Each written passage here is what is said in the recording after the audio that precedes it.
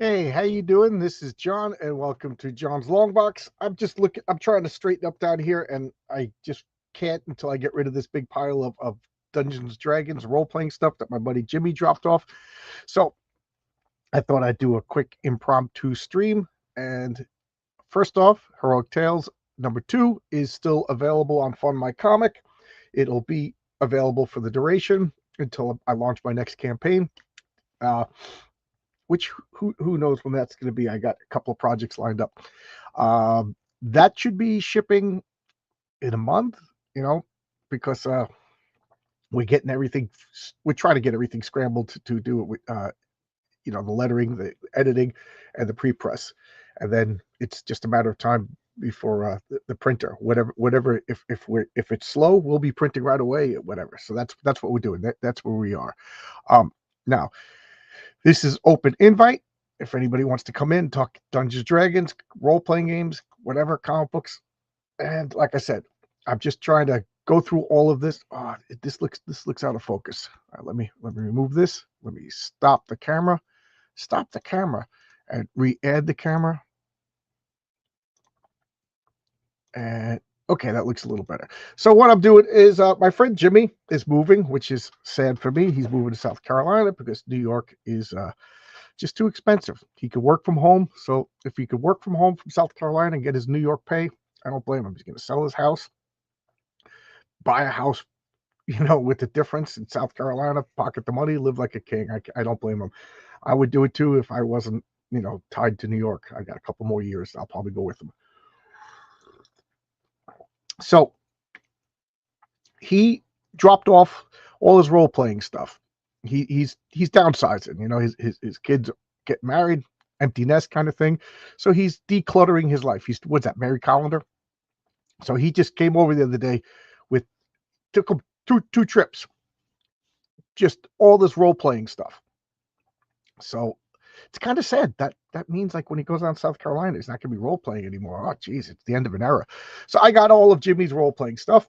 I got a duplicate, so I'm gonna sort out. I'll be giving all my duplicate stuff to Dark Alchemy Limited. They're a bunch of cool guys that me and Jimmy are friends with in real life. They live around here, so that's what I'm doing. I'm just showing off all the stuff that Jimmy dropped off. Then I'm going to categorize it, organize it, and probably give most of it away. So, ha ha ha ha ha ha. What is this? It's just me talking about role-playing stuff that my friend Jimmy just dropped off. This is actually part 2. I should have put Dragon's Hoard part 2. So this is the Bard's Handbook. Okay, so this is Advanced Dungeons Dragons, the Bard's Handbook. People really like this. It's in good shape too. Jimmy had a flood in his basement, so a lot of the stuff was like water damage, but this is pristine. So this is for bards. If you watch my channel for any length of time, I can't stand bards.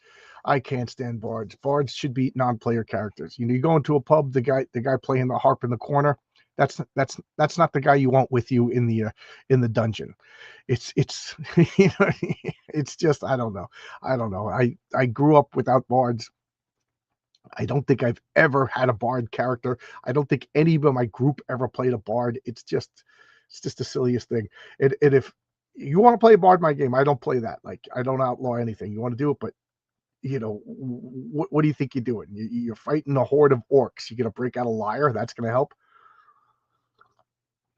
Or the modern 5th edition horny bard that's gonna seduce the. Yeah, okay. You're gonna first to die. You and your wheelchair. All right, so I'm just gonna flip through all of these. If anybody, I'll put a star over here if anybody wants to pop in, talk role playing games, and that's it. That's all this is. It's just me chilling because I can't. Oh, look at this art. Just wanted to show off the art. Is it just me, or does this seem like out of focus? Let's see if I could. Camera settings. Okay, everything looks fine. All right, the settings look fine, but it just looks a little out of focus. I don't know. This looks like a mix between like new wave and fantasy. I like the ruins in the dinosaur guy. So ha ha ha! You're the only one to comment. Looks. How's the sound? How does it look? So I'm just gonna flip. I got a big old stack. So I'm not gonna go page by page. But So with the second edition, they made all of these like supplemental books. So like if you played a bard, this was something that the players would buy. So it's the player's handbook. So these are like the player's handbook had like all the basic rules, and then this was like a way to further complicate, the game. But I do like the complications. If you're a D&D player, you like the complicate a gypsy. Oh my God, isn't that like a banned word these days? Gypsy. So this is jesters, jongleurs. Like one of the things, like, and I'm an anal retentive freak. I admit it, but like one of the things even I say is like sometimes Dungeons and Dragons just get so finicky with the details. It just doesn't matter. So this is spells just for bards. Yeah, there you go. I want to play role play the guy who sits at this and plays that all day long. So here are the instruments that bards would play. I don't know.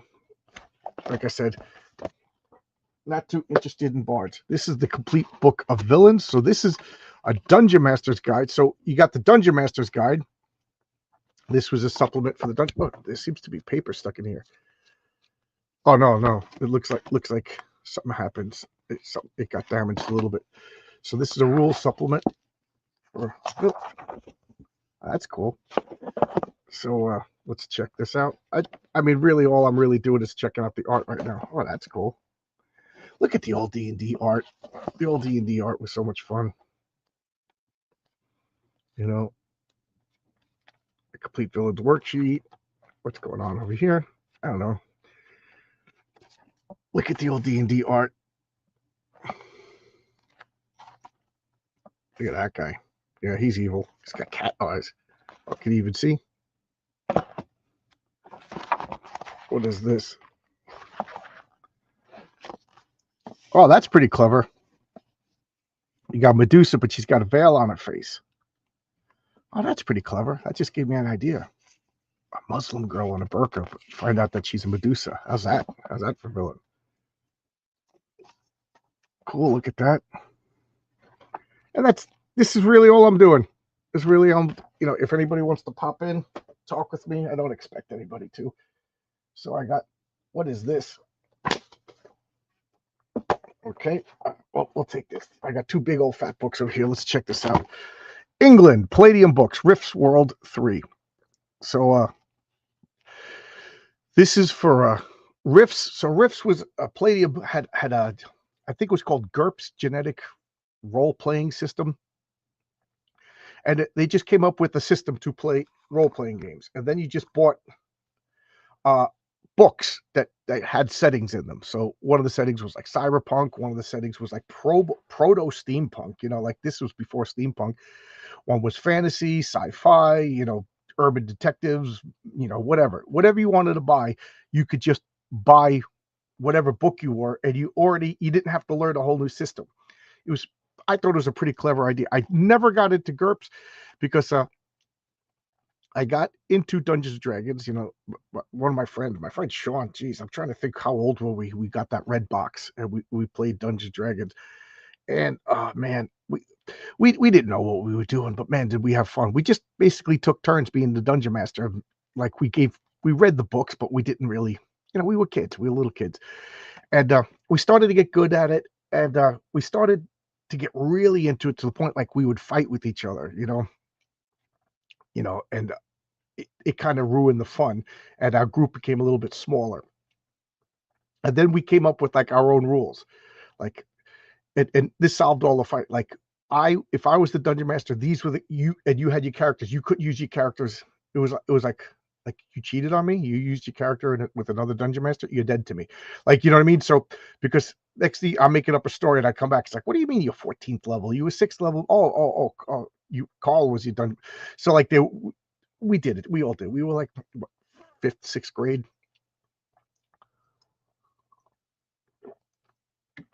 So, and then somewhere around the end of 6th grade, I got into Villains and Vigilantes. That's the superhero role-playing game. And that became my main game. I always loved superheroes. to me, no other game did superheroes as well as villains and vigilantes. And I just stayed with it. I stayed with it till this day. I just played Villains Vigilantes Thursday night with my buddy Jimmy, and I use it for every setting: fantasy, superheroes. You know, we did a historical Vikings run. We did I have a story written up set in ancient Rome, but we haven't played it yet. Things like that. I just like that system so much. And then, but I bought a couple of other role-playing books because I just wanted to, you know, data mine them for ideas. So this is GURPS, you know, or RIFs, but it's like a fantasy setting. That's pretty cool. I like that big old tree. So again, I didn't. Oh, that's pretty clever. This androgynous freak over here has got a leaf for a shirt. I'm gonna assume that's a woman. Wands, staffs. One of the things I don't like about these Palladium books is, to me, the graphic design of these books, it's too busy. It's too busy. Like, they should make, like, these books are really, really dense. They should have differentiated the different, like why start this over here? Start it at the beginning and put a little piece of art over there just to help sort it out. So this is like Rangers and stuff, herb magic. I mean, again, you could get really lost in this kind of stuff. You could just Cobra Vine. So this is like plant monsters and stuff. That's pretty cool. Mushroom House. Looks like Radagast would live there. Wizards. The Woodland Druids. It's funny because I never heard of Druids until I played Dungeons & Dragons in like 6th grade. Then I looked them up and I'm like, they're nothing like D&D. That's pretty cool. The Millennium Druid. So that's all I'm doing. Just looking through these books. I know I'm never gonna read them. You know, if I keep them all, they'll just. I have a shelf upstairs. I have a guest room, and in the guest room is just bookshelves. So if you ever sleep over, you want to read, there's a million books on the shelf. You know, all my hardcover comics are up there too. I should do a video from up there one of these days. This is interesting. I know I have this too, so now I got 2 copies. This looks like it's a better condition. Lankmar, the City of Adventure.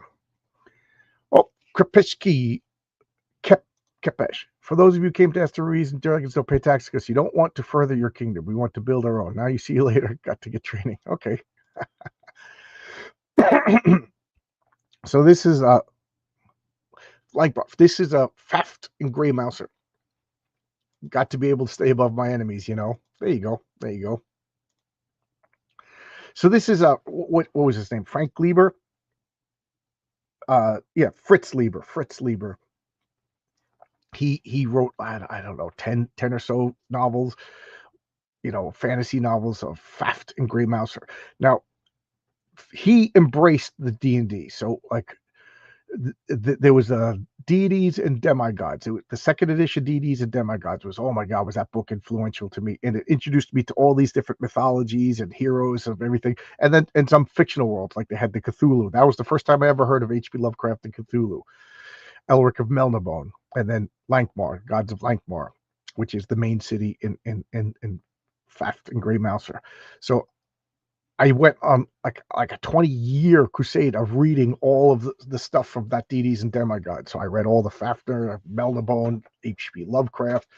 I read the Finnish mythologies. The only ones I couldn't get through is Celtic. I just can't seem to get past the names. They're just like unpronounceable. Oh, you never played D&D?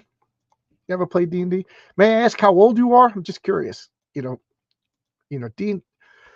And I know it's made a comeback in the past couple of years, but whatever. So this is, so like I said, if you get the D&D 2nd edition Dungeons & Dragons, deities and demigods, there's 2 versions of it. One of them doesn't have the Elric of Melniboné and I think the Lovecraft, and I think they just used them without permission, or there was a misunderstanding or whatever. But Fritz Lieber embraced it, and he was smart. He got a whole bunch of people to buy his books from Dungeons & Dragons, you know. So and I like them. They're not my favorite, but they're good books. You know, little later on they become a little like perverty. You know, but what do you want me to say? So this is the city of Lankmar. It's like the biggest, most important city in in Nuhan is the name of their world. And then Discworld has Ankh-Morpork, which is basically a goof on Lankmar. So this is, you know, this is all like a map of this fantasy city. I thought there would be more interesting pictures. So that's Faft and Grey Mouser. Those are the main characters. These are all the secondary characters, non-player characters. Shield of the Island. So I thought this book, I remember that book being more exciting than it is. So let's see, what do we got over here? Warriors of Heaven. Wow, I never saw this before. Never saw the. Oh, geez, I gotta stop the camera and then add the camera again. Every time I put something close to it, I guess, do I now have like autofocus on? I gotta see. I gotta see if I could change visual effects. I don't know. Enhance. I have green. Yeah, I have green screen. No, whatever. I was hoping to see if I could do autofocus, but it looks like all right. It's all right. All right. Whatever. So every time I move the book, I got to be careful that I don't put it out of focus. A lot. I get a lot of peeps that want me to play Warhammer. I played Warhammer. When I went to Albuquerque. I was in Albuquerque for 7 years, and I had a group that we played the Warhammer fantasy version. So I never played the future version, but we played fantasy. So it was basically Dungeons and Dragons. Video games and tabletop should be played when you're too old to run around outside. Society is so backwards. Hey, RJ Williams, call sign Orion. How you doing? How's your campaign going? This is RJ2. This is RJ3. RJ3. How you doing? How you doing? So this is Warriors of Heaven. So I don't know what this is. What year is this? 1999. See, this was when I was in Albuquerque. Jimmy found another group in the 7 years that I was gone. He played. It looks like he went all in. I'm starting to think that maybe his group like broke up and he collected all the books because there's some doubles of some of these books. So this is all angels and everything like that. One of my and it's funny to say this. One of my problems with D&D is they just get so specific with certain things. Like I don't know. I like making up my own stuff. So when you play D&D, like I made up my own gods, I made up my own map, I made up my own, locations, and even a few races. So it just seems like when you get D&D, and I understand it, that everything's on rails. Like I don't like when you go up. You're a fighter, and then you go up to second level. Here's your package. Ding, you open it up, and the difference is just window dressing. It's you basically same. Every second level fighter is basically the same. So I kind of use villains and vigilantes, and there's no classes. So if you want to, you roll out your stats. It starts out like D&D. You roll 3d6 for all your stats, strength, intelligence, blah blah blah blah blah blah blah. You assign them your weight, your sex, male or female, and then it because it's basically a superhero game. You do superpower stuff like that. But if you do in fantasies, you don't do this. You don't do the superpowers. And then I give like a finagle factor, I call it, because what we do is I you roll 2 die 12. This is more information than you possibly need to know, and then you pick the higher number. So you get 2 shots, and then you use those as bonus points, and you can either bump up your stats, or use them for skills. So whatever skills you pick is your class. You want to be a fighter, bump up your strength, your endurance, your agility, and then like proficiencies in swords and stuff like that. You want to be a thief, bump up your agility, bump up your intelligence, bump up pickpocketing. These are the skills that you want. So it doesn't, to me, a fighter is something you do, not a job. You know what I mean? You want to be okay. I want to be a thief, but I'm going to study magic to steal. So, but a lot of people that I play, they're just like they're trained by these role playing games to be in a package. So a couple of my friends just love. Oh my god, I could do whatever I want. So I could be a wizard. I could take a sword. I'm like, yeah, the archetypal wizard is Gandalf. He has a sword. But if you're going to spend all your points and train up to make yourself a better sword fighter, you don't have enough points to learn magic and things like that. So, you call yourself a wizard, but you're the worst wizard in the world. It's more fun to play in your own sandbox. Yeah, I agree. I've always enjoyed building my own fantasy world instead of playing in someone else's. Yeah. So let's check out Atlantis, Rift World Book 2. So the premise of Rifts is the universe is breaking down and holes are opening up to other dimensions. And there we go. We got monsters coming in. So there we go. Look at that monster. It's like a shark bat. Look at all this. That's pretty cool.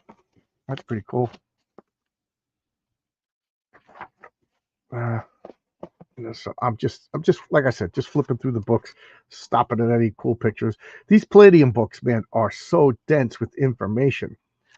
The Splurgoth and their minions, whatever that means. Oh, look at that. Freaky deaky. The minions of Splurgoth. The hierarchy of Splurgoth minions. Because, you need the hierarchy of Splurgoth minions. Why wouldn't you? Why wouldn't you want to know the hierarchy of Splurgoth minions? So, there you go. Look at that thing. I mean, these are.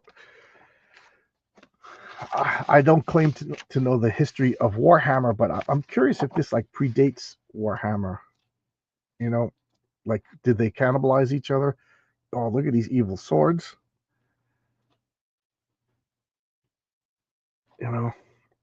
Okay, that's enough of that. Like I said, these Palladium books are just super dense, but they don't have a lot of art. So there's one book that I really want to show off. Oh wow.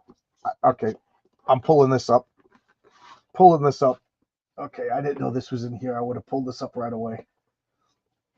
My favorite D&D monster, the Mind Flayer, or their scientific name, the Illithid. What does ha say? For fun, John, load all this up to AI and have it write a story. I wouldn't even know how to do that. What do you do? Copy and paste? So I would have to take pictures of it all or whatever. My experimentation with AI is Renzo's art. I put it into Imagine in Grok and then had things move around. That's fun. That amused me for a couple of days, but like, I don't know. I don't want to make AI something that I'm comfortable with, I don't know. I just find it to be a little icky. If it helps us, great. But get off my lawn. I got dragged into digital comics against my will. I'll get dragged into AI against my will. So these are the Mind Flayers, famous from the Stranger Things. They named the monster Mind Flayer, and it's not the Mind Flayer, and it bothers me. Just like the other one's not the Demogorgon, and it bothers me. But I did not know this. So believe it or not, in my role-playing superhero game, Illithids are a big deal. Like I could use whatever I want when it's me and my friend sitting around the table. Now, when I want to convert these stories into comic books, I got to be careful of copyrights and whatever. So I will change the Illithids around to another race, but the story will be the same. But some mechanics will be different. So, oh wow, anatomy lessons of Illithids. This I might read. Like I said, Illithids and I just got distracted by all the now there's different types of Illithids, more psionic attacks. So Illithids in Dungeons & Dragons were always hinted that they were aliens.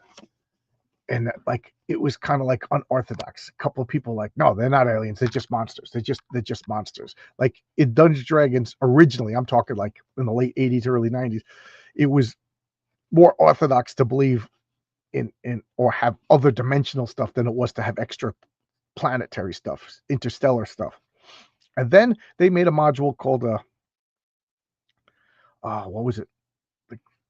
The Great Barrier Expedition to Great Barrier Peak, and it was a spaceship crashed, and it was Elithids, and they had laser guns and armor in D&D, and oh my god, that was like a that was like breaking the cult. That was just like, the Doomsday Cult. Oh no, you can't.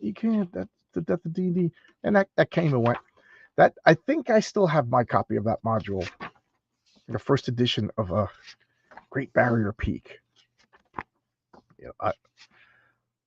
Look at all this. So what the Mind Flayers do is they're these H.P. Lovecraftian creatures, and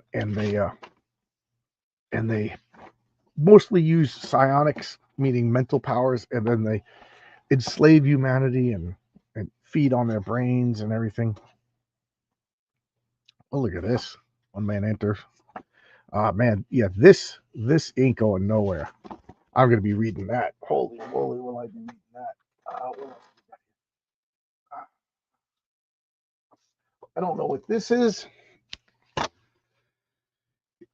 And know me, Steve Jackson games.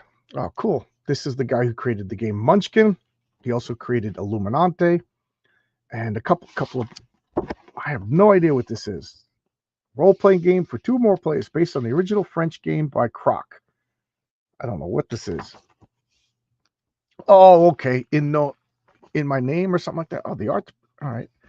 It looks like a battle between good and evil, heaven and hell.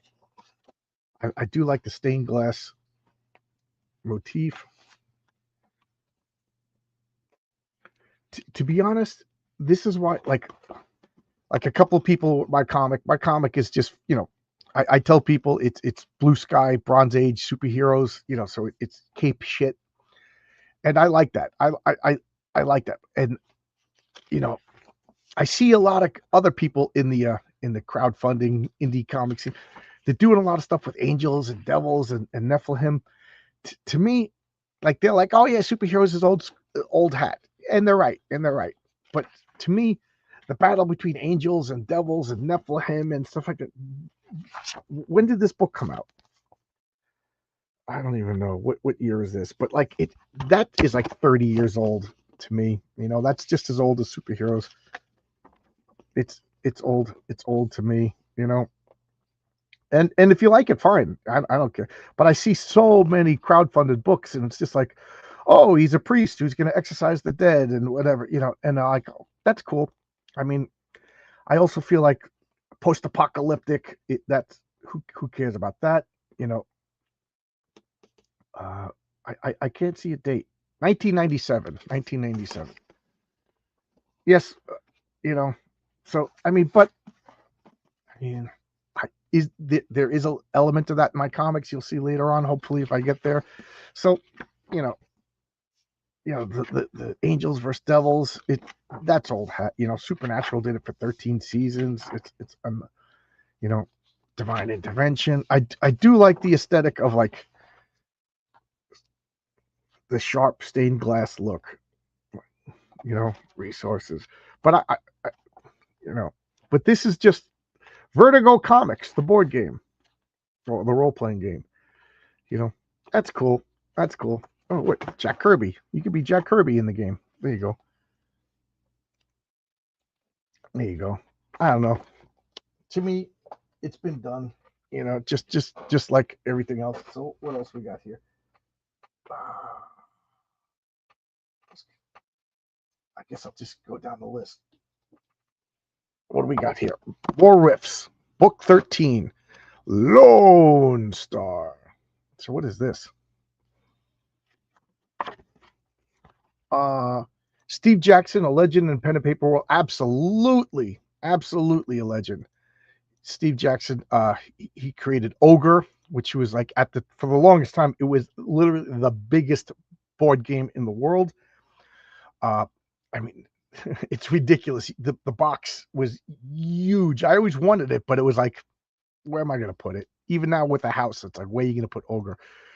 Talking superheroes and adding biblical stuff works. Yeah, absolutely. Spawn, absolutely. Again, here's the link if anybody wants to come. I can't believe so many people are watching. I just threw this out. Thank you. I remember that book, the one I just showed, or this book. I missed those Rift books. A lot of fun. Did anybody play Rifts? I never actually played Rifts. I got a million Rifts books, but I never actually played. What year is this? That's the only thing I've kind of, 1997, first printing. Lone Star. Okay, so it's Texas. There you go. Lone Star Complex. You know, where the Northern Quadrant. This, that. I got. Where's the Rippaverse? What's the name of the city in Rippaverse? See if it's on the map. You could use this. Texas Lone Star.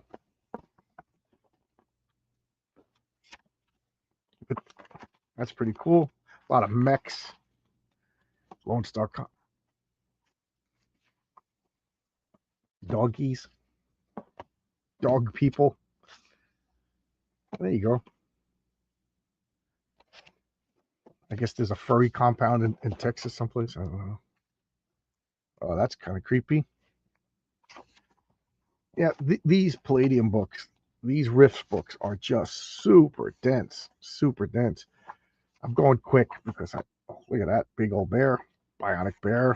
What is that? A tiger person? I get.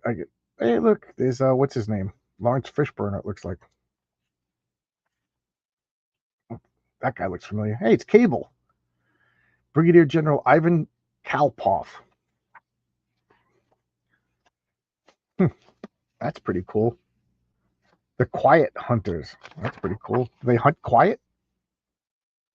These faces are like almost familiar. Oh, that's kind of creepy. Give birth to a little dog boy. Creepy. All right, enough with that. What do we got here? There's something I wanted to show, and I don't know where I put it.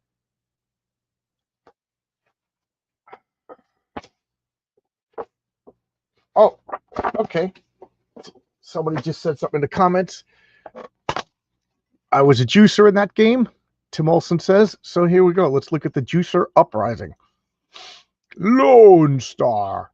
I was only able to play a few modules. It was hard to find a Rifts group. Yeah, I honestly, I was big into role-playing games. Everybody was playing Dungeons & Dragons. As far as I knew, I was the only person playing Villains Vigilantes, but like, I got people to play.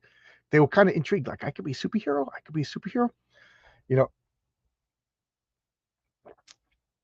and one of the things I liked about Villains Vigilantes, at first level, you could be vastly powerful.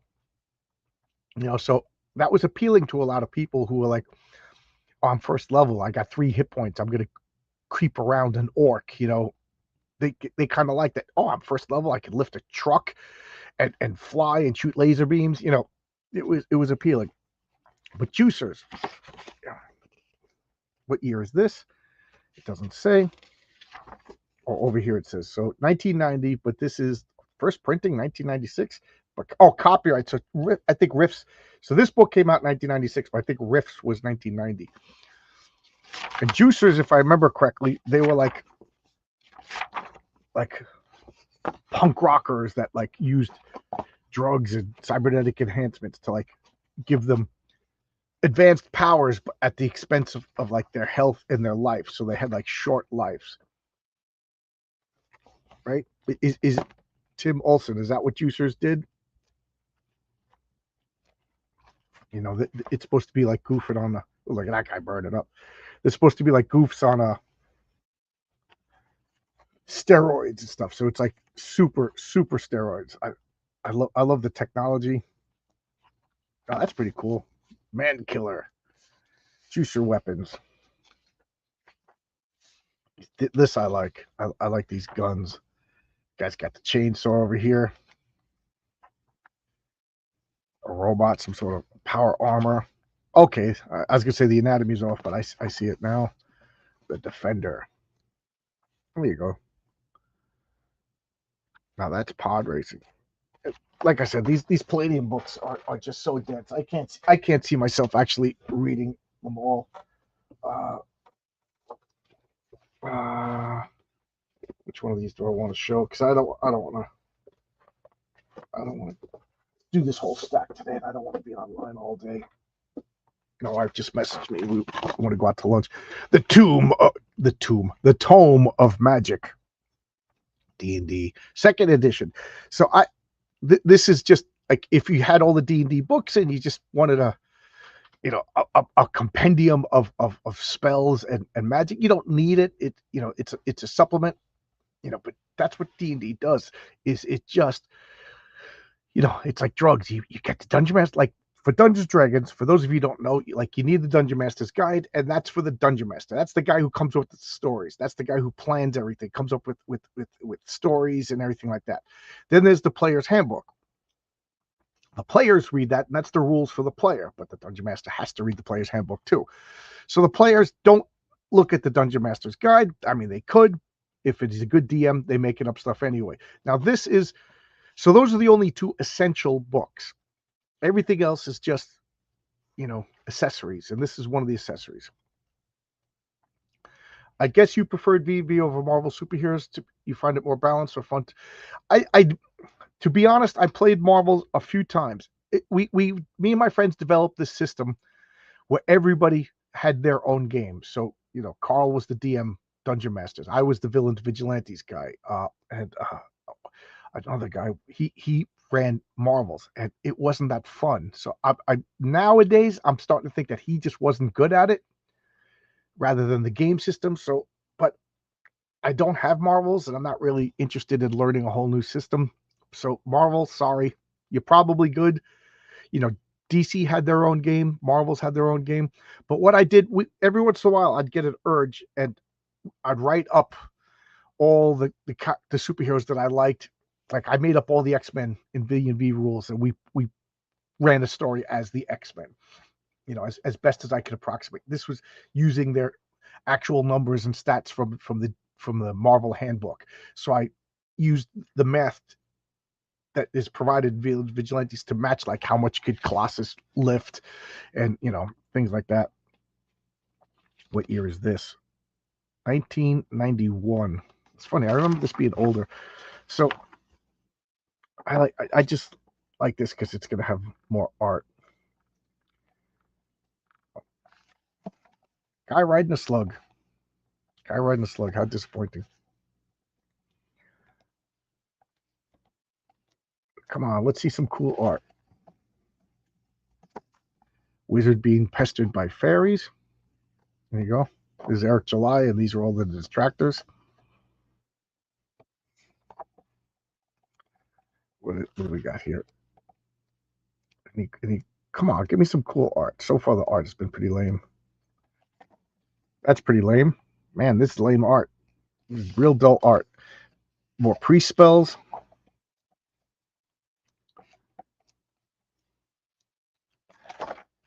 All right, sexy chicks summoning some Egyptian-looking chick summoning a fiery snake wolf.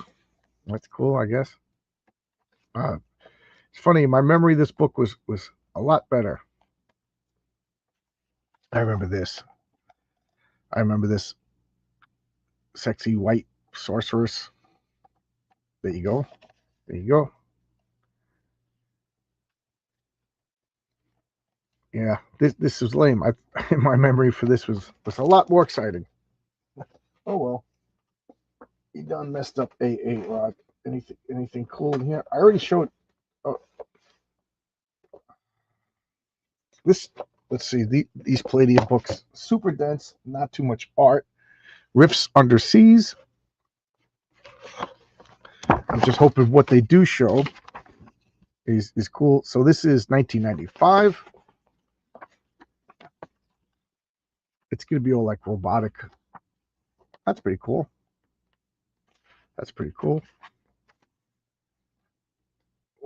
It's crab with, that is actually pretty cool. Crab with a skull on it. Giant octopus. Lorca wraths. Map of the oceans. The great white shark. A sea maw. You see maw?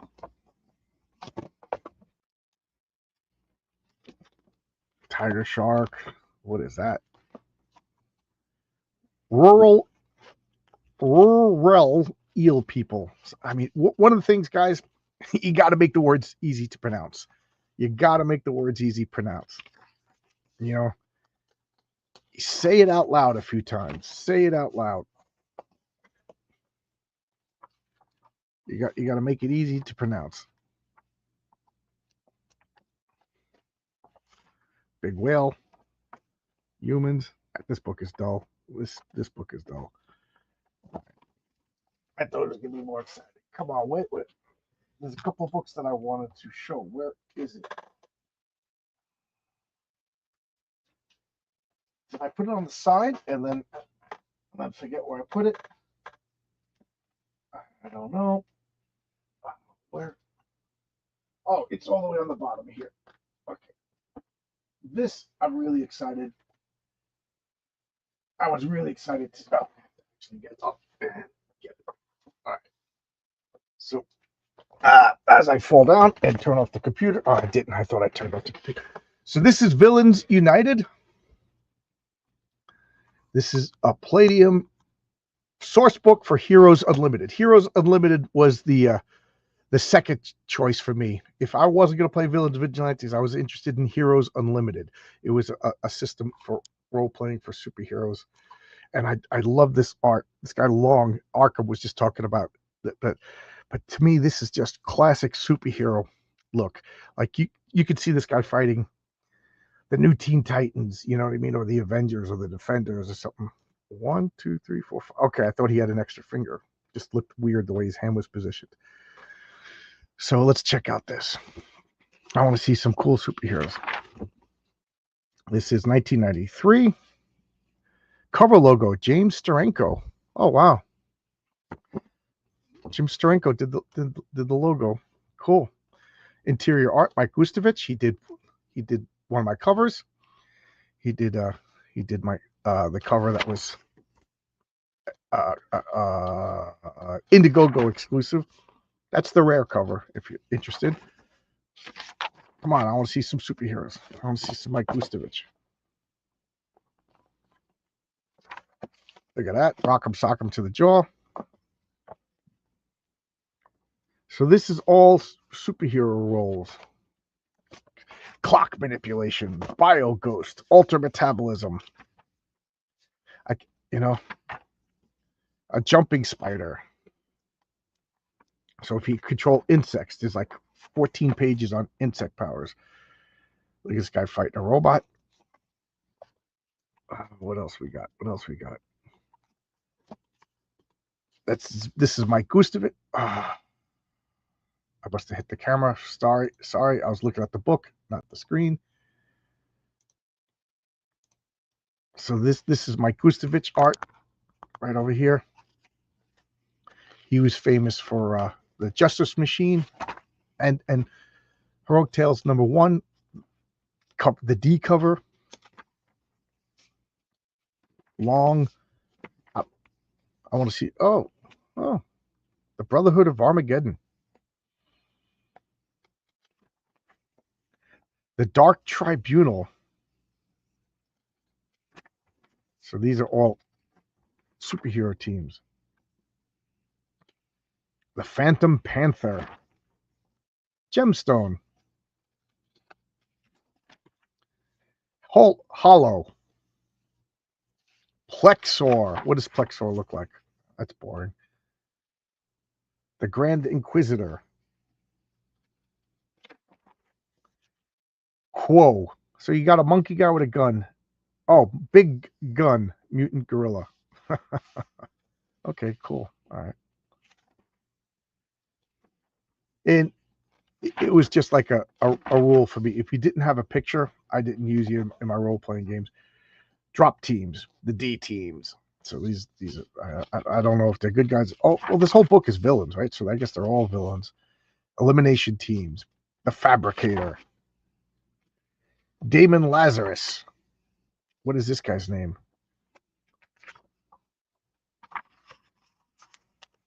Does he have a name? Voltac. Voltac. That's a cool design. Horrible name.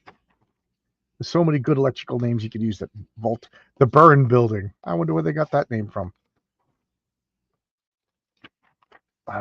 Electrical pistols. These are weapons. Like I don't know. I don't know the logic of how they sort this book. You know, but Ping, the Reader. These names are so Ping and Pong. Super teams. So are these good guys now? The Seven Dread Micro Wizards of Chaos. That's a great name. Little Fubi. The Big Goober. These names are horrible. It just... The Illusionist. Hellbent. That is a good name. Hellbent is a good name. Ooh, don't be surprised. John, I learned so much from shows, makes me feel humbled by lack of comment. Oh, I'm just a crazy person. Just a crazy person. don't. Cheetah. See, stuff like this makes me like. I worried so much when I wanted to introduce my Raven character, who will be showing up in Heroic Tales 3. Like nobody sued them. DC has a famous character named the Cheetah. Like an animal, as long as you make it different, you know.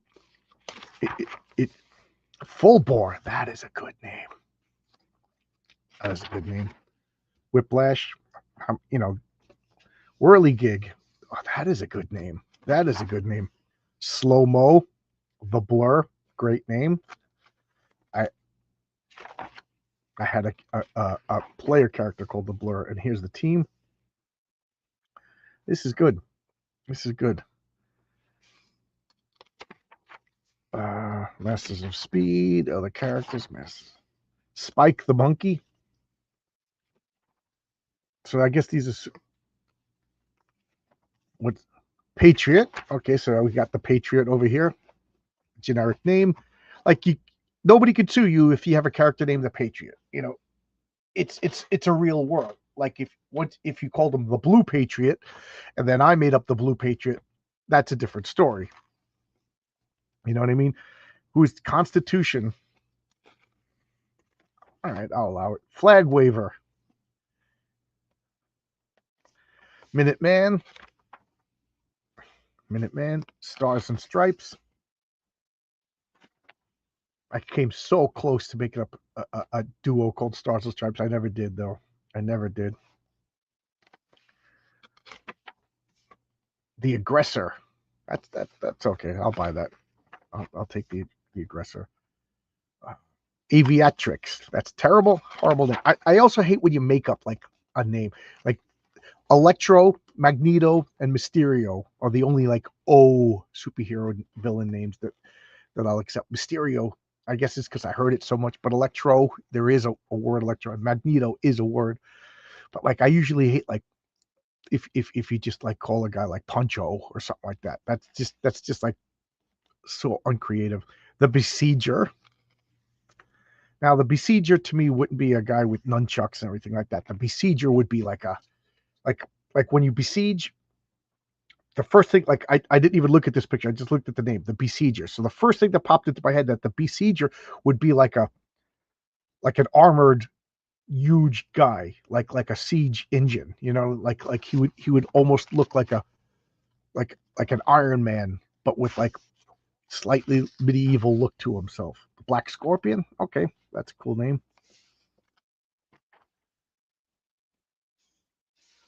All right. Who is this guy? Circuit Board. Okay, I'll allow it. I wouldn't use it, but I'll allow it. The Cremator. That's pretty cool. Cremator. Isn't there like a 90s comic called The Cremator? The Devil's Night. Eclipse. That's a great name. That is a bad design for Eclipse. Waste of a good name. Earth Mover and Verdant. So I guess that's Earth Mover. And Verdant. Okay. Verdant, I kind of like. I like the flowers in his hair. Electrocutioner. This is like the third electrocutioner I've seen. The first being in the Elementals. And they all basically have this design. Electrocutioner, like electricity and executioner's hood. I'm surprised they don't get sued because there's three and I think there's two in DC. So maybe there's four, and I think there's one in Marvel. So I think there's like 5 electrocutioners, and they all look so similar. Evil Eye, that is awesome. I like Evil Eye. Facade, that is awesome. I already have a character named Facade. That is awesome. The Freak Maker. Who is this? Who is that? The Iron Golem. All right. The Ghost. That's the Ghost. That's lame. Glaciator. That is pretty clever. What is... Oh, that is pretty clever. The Glaciator. All right. The Iron Eagle. What is this girl's name? Is she the Iron Eagle? She's Goldenrod. Okay. Hellhound. All right. And I'm going to stop after this video. I only wanted to go like an hour. My wife wants to go out for lunch. Lethalis and Ricky. I am Ricky. Rachel Richardson. It's not even a picture of her. Thus ensuring even if I was interested, I would never use her. Medusa and Razor. Look at this Medusa design. She doesn't even have a head. She's just legs and snakes. And Razor. That looks almost... Oh, that's Mike Gustovich. Okay. The Mighty Static Man. That is just lame. Mr. Plague. Is this Mr. Plague? He's just like a homeless guy. The Negator. There's the hooded trench coat guy. Nightwalker. The Minions. I guess that's Nightwalker. I don't know. I saw this book and I didn't really look through it until Pestilence. I like the fact that this guy's riding a fly, but that hair's got to go. The Poser. That is an excellent name for a character. That is an excellent name. Magno. It's Mike Gustovich. Magna. And we got a comment. Michael Dale. Just popping in for a like before I have to hop in the shower and hit the road for a Not My Family barbecue halfway across the street. The things one does. Yeah. Yep. You gotta. Family is the most important thing. Family is the most important. And if I had kids, I wouldn't have spent all my money on this kind of stuff and all my time learning. You know what I mean? So, Psych Out. That's kind of good. Rhinoc. What does Rhinoc look like? Okay. Rhinoc. That's a terrible name. Soundwave. That Soundwave. Okay. That's such like a Golden Age DC character name. The Tooth Garth aliens. Garth. Coming up with space aliens, like I said, like they have to sound cool and they have to be easily pronounceable. Vokubu, the Dark Shaman. Okay. U-235. Come on. Okay, that looks like a 40s. That's cool. The Power of the Usurper. The Usurper is always a good name. The Usurper's Legion. I mean, I think everybody has a Usurper. And like I said, I'm just gonna finish this up. We'll go 5 more minutes. So I'll go one more book. The Game Master. Okay. But this one, I just wanted to show this because it was a superhero. I saw that there was a Villains and Vigilantes module in here. Oh, okay. This one is ridiculous. This one is absolutely ridiculous. Villains Vigilantes module for the greater good. We're going to make stereotypical Christian people as bad guys. So this is just Villains Vigilantes making fun of Christians. Keep in mind, I think Jeff D was a militant atheist. Jeff D was one of the creators for Villains and Vigilantes. So like this is just nothing but let's make fun of Christians. This and you'll see how clever the characters are. So, guys at the pulpit, brothers, sisters, an age when the almighty voice will once again reign supreme above all. Oh, Michael Dale, what does he say? Having it and not having kids is a great excuse to buy tabletop. Yep. Still need to give Villains and Vigilantes a shot. Yep. I like it. I like it. Buyer beware. I also have house rules that are thicker than the actual rules. So I recognize that it's a flawed game. It's a flawed game to the point where, if there's a demand for it, if I do well, I would like to put out my own role-playing game system, the Gathering of the Flock. So it's a mega church. The main villains are look at that. They all look like Ku Klux Klan members. It's just so, it's just so bad. Yeah. The cast. So the main bad guy is Cardinal Rule. Whoa, that's clever. That's clever. And he has mind control. There's Cardinal Rule. Brother Angel. And then 451. Because the right is always censoring everything. You know how the right is always censoring everything. And then what do we have here? I think I skipped a page. Yes, I did. The White Guardian. The White Guardian, because, white supremacy, although that is a great design. That is a great design. Corporal Punishment, because the industrial military complex. And then my favorite, pro-life. She's a fat, mean woman. Pro-life. And her powers are the worst. Heightened defense, emotion control, fear. So she makes people afraid, and she can read your minds, and she could detect danger. What does that have to do with pro-life? You know what I mean? Like, she should make you get cancer and grow and sprout. You know what I mean? The name is just a sucks. And then anti-porn. Anti-porn, because you got to like porn, right?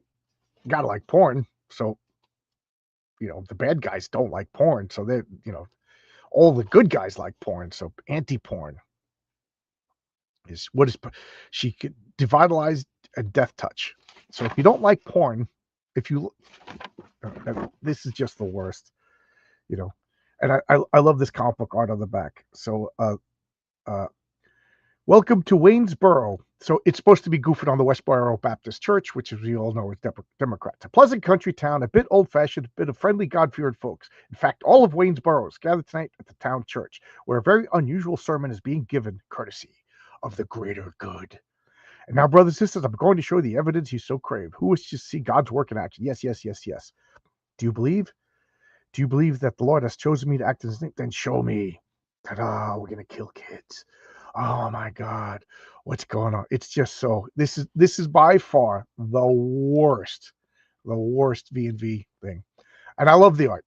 I love that comic style cover. Hey, Matt's here. How you doing, Matt? How's everything?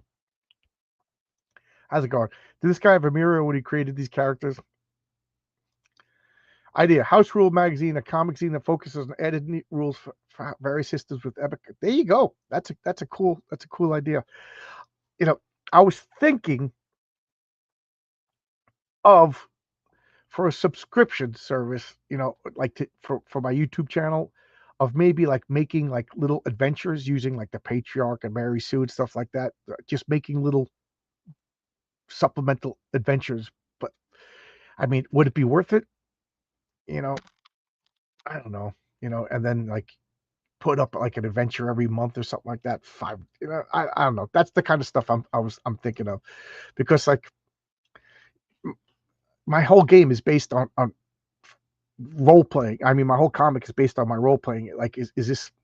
But like, it's such a niche, like to the point like people were freaking out when here's the card for Dr. Robug, the villain from issue number 1, and on the back is his character sheet.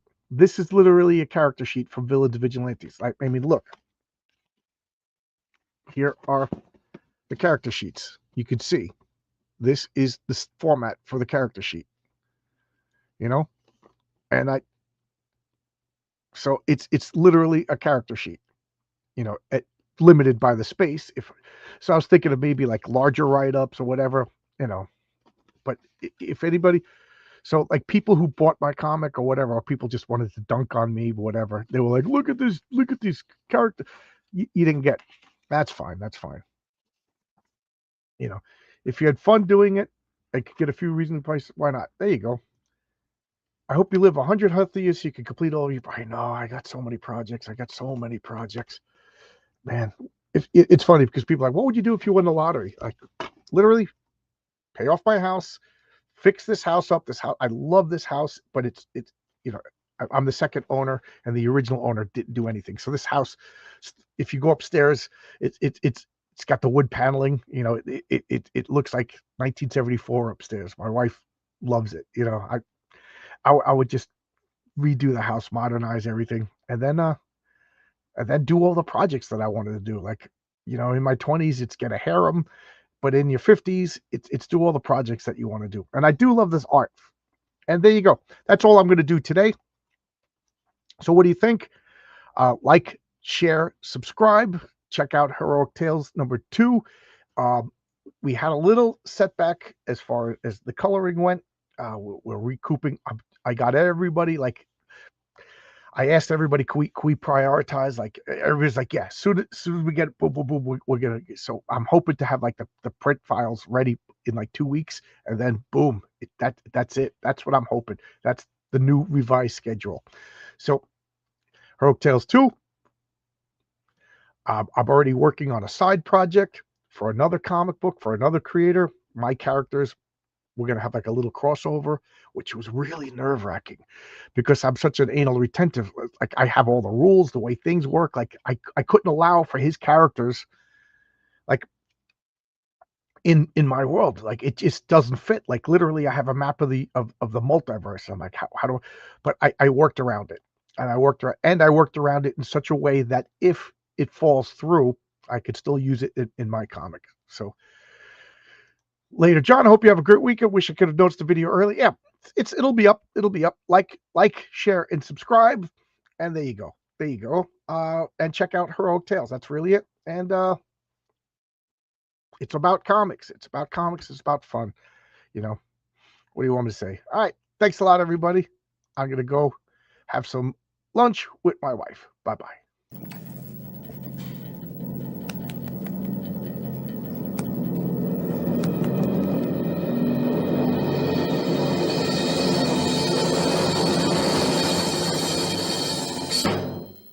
Goodbye, kids.